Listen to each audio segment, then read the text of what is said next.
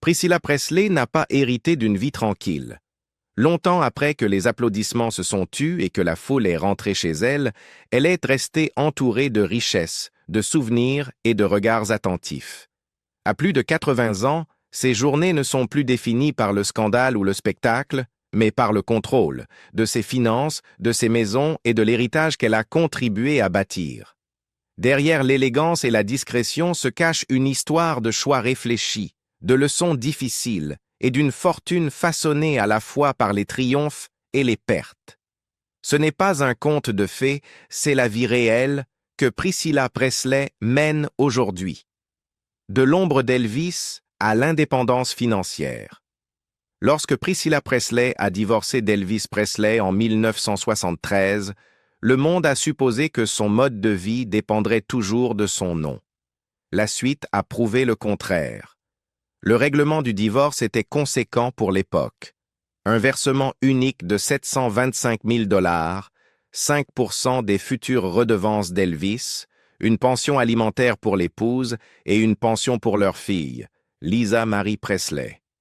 Cet accord garantissait une stabilité, mais il ne définissait pas la richesse à long terme de Priscilla.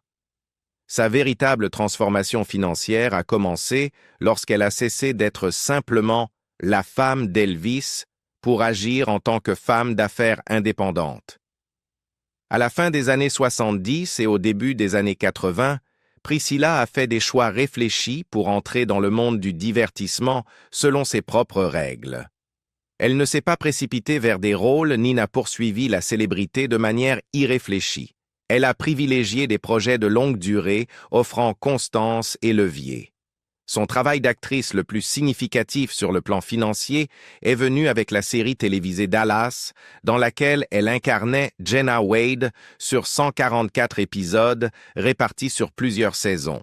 Ce rôle lui a apporté des revenus réguliers, une diffusion en syndication et une reconnaissance durable bien au-delà de la diffusion originale de la série. Contrairement aux apparitions ponctuelles au cinéma, Dallas l'a installée comme une figure fiable de la télévision à une époque où les grandes chaînes généraient encore des revenus considérables. Sa carrière au cinéma a ajouté une autre source de revenus, notamment grâce à la franchise The Naked Gun.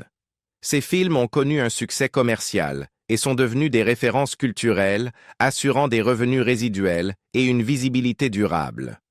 Priscilla ne s'est pas dispersée sur le plan créatif, ce qui lui a permis d'éviter l'instabilité financière qui a touché de nombreux ex-conjoints de célébrités. L'une de ses décisions financières les plus déterminantes est intervenue en 1985 avec la publication de Elvis and Me. Le livre est devenu un best-seller du New York Times, transformant une histoire personnelle en succès commercial. Plus important encore, il a établi Priscilla comme la voix faisant autorité sur sa vie avec Elvis.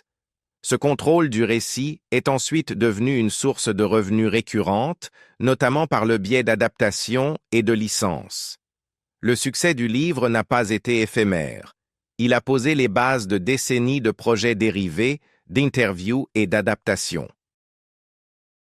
Après la mort d'Elvis en 1977, le rôle de Priscilla s'est considérablement élargi lorsqu'elle est devenue exécutrice de sa succession. À l'époque, Lisa Marie était encore enfant et Graceland perdait de l'argent. Plutôt que de vendre la propriété ou de la laisser décliner, Priscilla a pris l'une des décisions les plus marquantes de l'histoire du divertissement. Transformer Graceland en attraction ouverte au public. Lorsque le domaine a accueilli ses premiers visiteurs, la succession d'Elvis est passée d'un fardeau financier à une institution génératrice de revenus. Avec le temps, Graceland a produit environ 10 millions de dollars par an pour la succession, garantissant qu'Elvis reste l'un des artistes décédés les plus rentables au monde. Cette décision n'était pas dictée par la nostalgie, mais par la stratégie. Priscilla comprenait la notion de marque, d'héritage et de monétisation à long terme, bien avant que ces concepts ne deviennent des mots à la mode. Son leadership a préservé l'empire Presley tout en renforçant sa propre position financière. Lorsque Lisa Marie a hérité de Graceland à l'âge de 25 ans, la succession était stable, rentable et reconnue dans le monde entier. En 2025, la fortune personnelle de Priscilla Presley était estimée à environ 10 millions de dollars. Ce chiffre n'inclut pas les actifs plus vastes de la succession Presley désormais supervisée par Riley Keough, mais il reflète les revenus indépendants de Priscilla issus de décennies de travail dans le cinéma, l'édition, la production exécutive et la gestion stratégique de la succession. Il reflète également une certaine retenue. Contrairement à de nombreuses figures hollywoodiennes de sa génération, Priscilla n'a pas accumulé sa richesse par des dépenses excessives.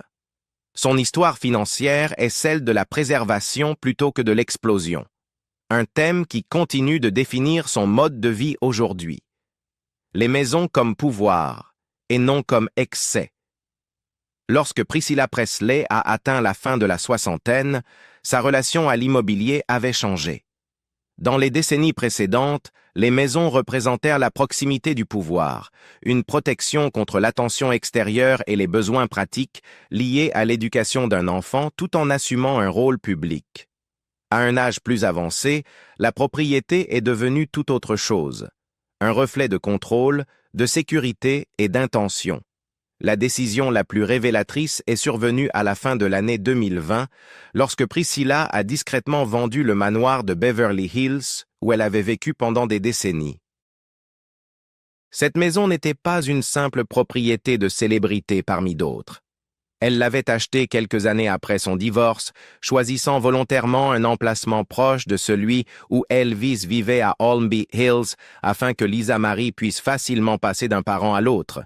La villa de style italien s'étendait sur un terrain privé d'1 acre et offrait près de 9000 pieds carrés habitables, avec 7 chambres, 9 salles de bain, des pièces de réception formelles, des fontaines, des jardins, une piscine et un court de tennis. Construite au début des années 50, elle avait été soigneusement modernisée au fil du temps, mêlant élégance d'antan et intimité. Lorsque Priscilla a mis la propriété en vente pour 16 millions de dollars, cela ne relevait pas de la spéculation, mais d'une confiance dans sa valeur à long terme. Après un ajustement de prix, la maison a été vendue pour 13 millions de dollars, un profit toujours conséquent et une sortie assumée d'un chapitre de sa vie. La vente de cette propriété n'était pas motivée par une pression financière. Il s'agissait d'une question d'échelle. En 2020, Priscilla n'avait plus besoin d'un vaste domaine pour gérer la vie familiale ou organiser des réunions liées à l'industrie. Elle a plutôt choisi de se tourner vers quelque chose de plus raffiné et maîtrisé. Un penthouse à Century City, à Los Angeles. Acquise pour environ 4,8 millions de dollars, cette nouvelle résidence a marqué un changement décisif dans sa manière de vivre. Le penthouse s'étend sur un peu plus de 3200 pieds carrés, mais chaque élément de l'espace reflète l'intention plutôt que l'extravagance. Situé dans un complexe résidentiel de luxe sécurisé, il offre une surveillance permanente, un stationnement privé et un accès contrôlé, des caractéristiques qui comptent davantage que la taille lorsque la confidentialité et la sécurité deviennent prioritaires. Des charges mensuelles d'environ 2 900 dollars donnent accès à des équipements tels qu'une piscine, des cours de tennis, un clubhouse et une terrasse sur le toit avec des vues dégagées, supprimant ainsi le besoin d'un entretien lourd en personnel. À l'intérieur, la maison reflète le goût personnel de Priscilla plutôt que les tendances des célébrités. Le design d'inspiration européenne privilégie les roses pâles, les bleus doux, les lilas et des textures romantiques. Des sols en chêne blanc parcourent les espaces de vie principaux, tandis qu'une cheminée en pierre blanche structure le salon. Un bar discret apporte de la fonctionnalité sans excès. La cuisine ouverte, entièrement blanche, avec des surfaces en marbre et des appareils haut de gamme, privilégie la simplicité plutôt que le spectaculaire. Chacune des 3 chambres dispose de sa propre salle de bain, tandis que la suite principale comprend un lustre en cristal, des finitions en marbre, des doubles vasques, un hammam et des puits de lumière, un luxe exprimé par le savoir-faire plutôt que par la démesure. Ce choix s'inscrit dans une tendance plus large de la vie de Priscilla. Même durant son mariage avec Elvis, les maisons étaient sélectionnées pour leur fonctionnalité et leur emplacement plutôt que par impulsion. Le couple possédait plusieurs propriétés en Californie, dont un domaine à Holmby Hills, et a notamment séjourné dans leur maison de lune de miel futuriste à Palm Springs, célèbre pour son design moderniste du milieu du siècle et son architecture expérimentale. Achetée à la fin des années 60 pour un peu plus de 20 000 $, cette propriété est revenue sur le marché des décennies plus tard pour des millions, illustrant la constance avec laquelle l'histoire immobilière de Priscilla s'est alignée sur la valeur à long terme plutôt que sur l'indulgence immédiate. En 2026, les choix résidentiels de Priscilla Presley racontent une histoire limpide. Elle ne vit plus entourée de symboles d'excès. Elle évolue désormais dans des espaces qui reflètent l'indépendance, la discrétion et la durabilité. Ces maisons ne sont pas des déclarations publiques, ce sont des frontières qu'elle maîtrise. Et dans une vie autrefois définie par une exposition permanente, ce contrôle est peut-être le plus grand luxe qui soit. Voiture, voyage et luxe discret.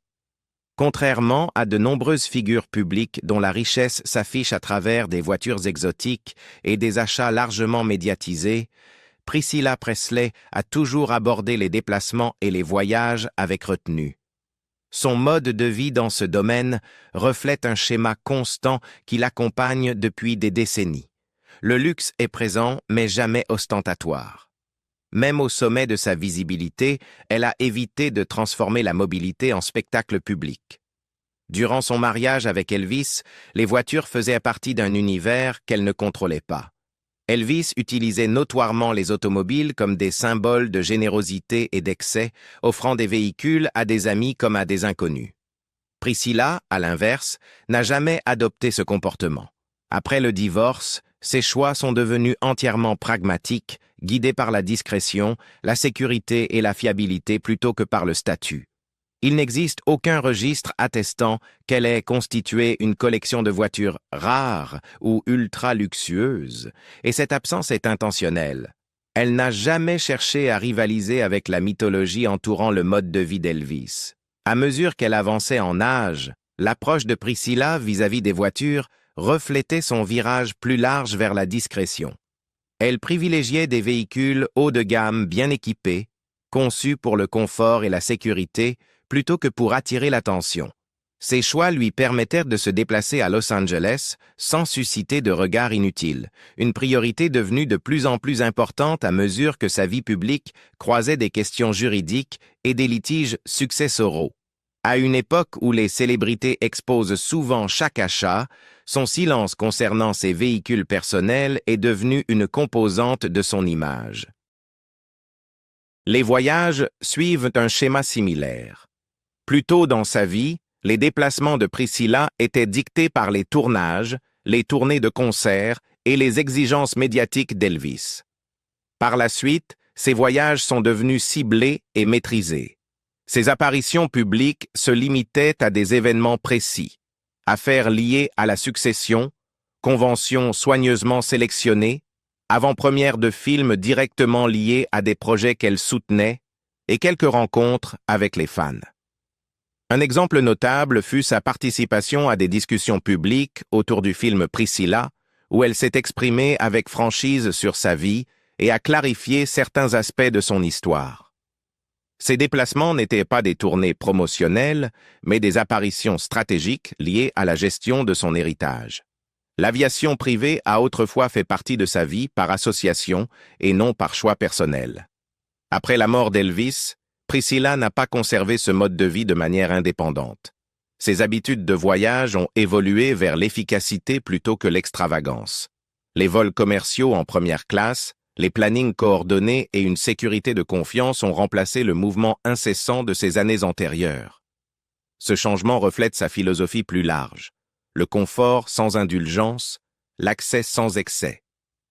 Même à Los Angeles, sa décision de quitter une vaste propriété de Beverly Hills pour un penthouse sécurisé à Century City a réduit le besoin de longs déplacements et de transports gérés par un personnel nombreux. Tout ce dont elle a besoin, sécurité, commodité, accès aux centres d'affaires, se trouve désormais dans un périmètre plus restreint.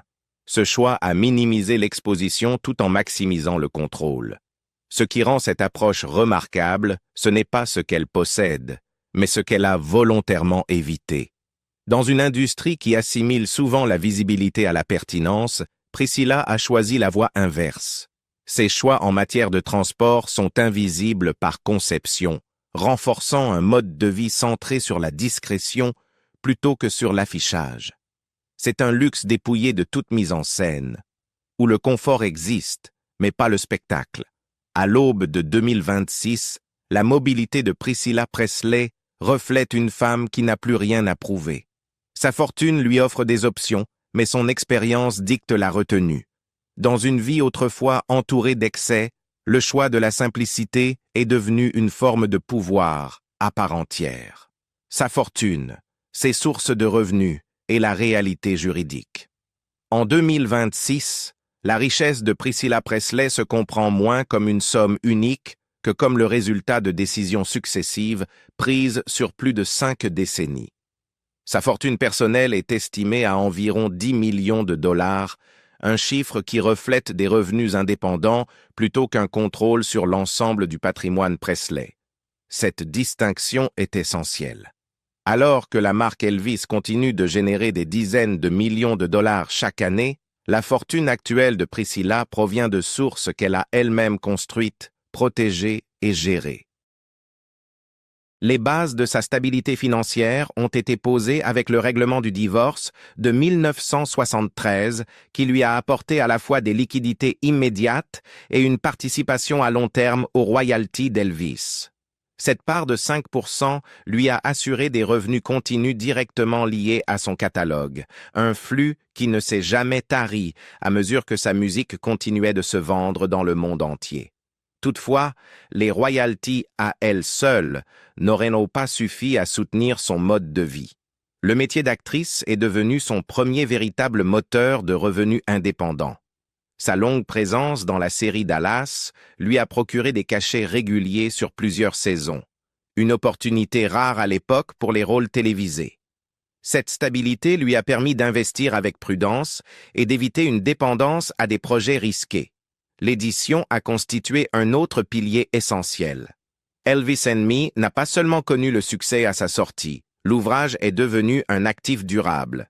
Son adaptation en mini-série, puis des décennies plus tard en long métrage, a prolongé sa valeur financière bien au-delà de celle d'un mémoire classique. En tant que productrice exécutive sur les projets liés à son histoire, Priscilla s'est assurée non seulement des rémunérations initiales, mais aussi une participation aux revenus à long terme et aux licences. Ces projets ont renforcé son autorité tout en continuant à monétiser son histoire personnelle de manière maîtrisée.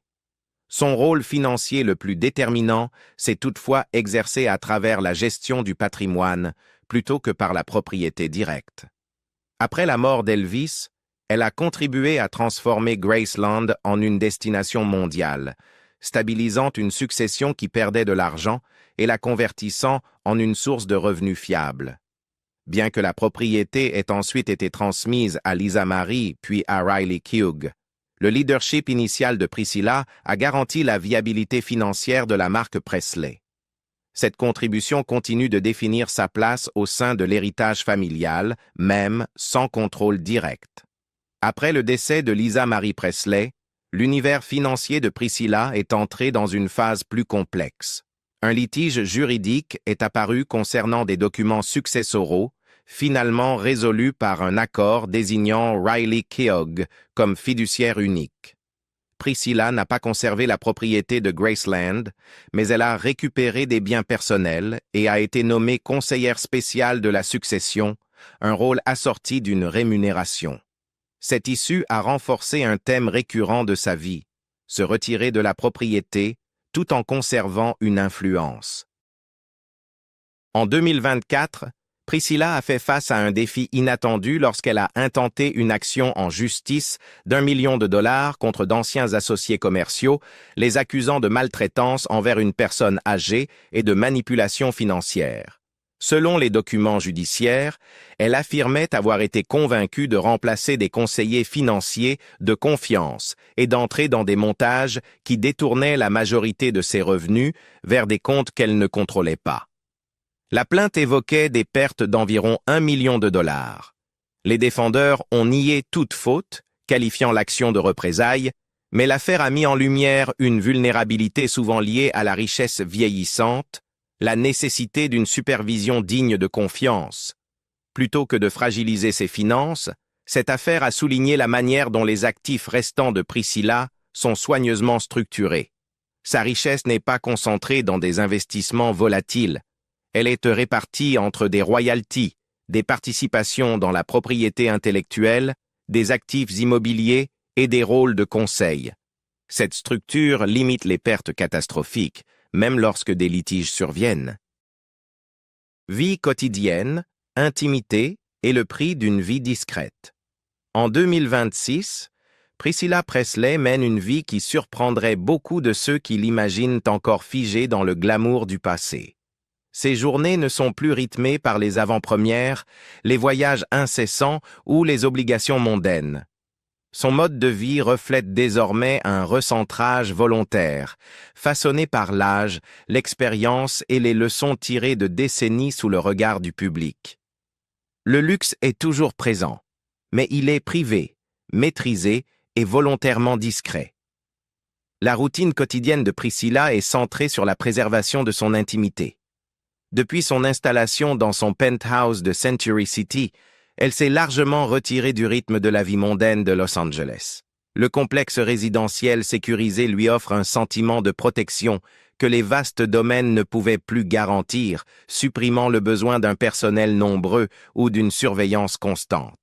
Cet environnement lui permet de vivre de manière indépendante, sans être isolée, entourée de commodités tout en restant à l'abri des intrusions. C'est un mode de vie pensé pour réduire l'exposition plutôt que l'amplifier. Ses apparitions publiques sont désormais rares et ciblées. Elle ne participe plus aux événements simplement pour être vue. Lorsqu'elle apparaît, c'est généralement dans le cadre de responsabilités liées à l'héritage Presley, de conventions de fans soigneusement sélectionnées ou de projets qu'elle soutient personnellement. Sa présence à MegaCon Orlando, où elle a parlé ouvertement de sa vie avec Elvis et de son regard sur certaines représentations récentes de leur relation, n'avait rien de promotionnel. Elle visait à rétablir une vérité. À ce stade de sa vie, Priscilla ne prend la parole publiquement que lorsqu'elle estime que le récit a besoin de sa voix. Son cercle social s'est également resserré. Les dîners hollywoodiens et le réseautage de l'industrie qui remplissaient autrefois son agenda ont disparu. Ses relations tournent désormais autour d'amis de confiance, de sa famille et de conseillers professionnels. Ce resserrement n'est pas le fruit du hasard. Après avoir traversé des conflits successoraux, des batailles juridiques et des accusations de manipulation financière, Priscilla est devenue particulièrement consciente des risques liés à l'accès à sa vie. La confiance, autrefois accordée facilement, se gagne aujourd'hui lentement. Le luxe, dans son quotidien, s'exprime à travers le confort plutôt que l'indulgence. Son environnement domestique reflète ce changement. Des matériaux de qualité, un décor raffiné et une élégance fonctionnelle plutôt que l'excès. Elle n'accumule pas d'objets pour le prestige et ne recherche pas la nouveauté. Chaque élément de son espace a une utilité, renforçant un sentiment de stabilité et de familiarité. Cette philosophie s'étend à ses choix vestimentaires, culinaires et de loisirs. Des décisions guidées par la simplicité et la qualité plutôt que par la mode. Sur le plan émotionnel, sa vie reste marquée par le poids du passé. Les décès d'Elvis et de Lisa Marie ont durablement transformé son monde. De son propre aveu, elle ne s'est jamais remariée, car aucune relation ne pouvait égaler celle qui a défini sa jeunesse. Ce choix, profondément personnel, a également influencé son mode de vie. Sa fortune n'est pas partagée dans le cadre d'un couple traditionnel, ni diluée par de nouvelles structures familiales. Elle est gérée avec prudence, souvent de manière conservatrice, reflétant un désir de préserver plutôt que d'étendre. Priscilla Presley a traversé la célébrité, la richesse, la perte et la réinvention, et en 2026, son mode de vie porte la trace de chaque chapitre de ce parcours. Pensez-vous que choisir l'intimité plutôt que l'excès est la forme ultime du luxe, ou vivriez-vous différemment si vous étiez à sa place? Partagez votre avis dans les commentaires et n'oubliez pas de liker, de vous abonner et d'activer les notifications pour découvrir d'autres histoires méconnues derrière les vies les plus emblématiques d'Hollywood.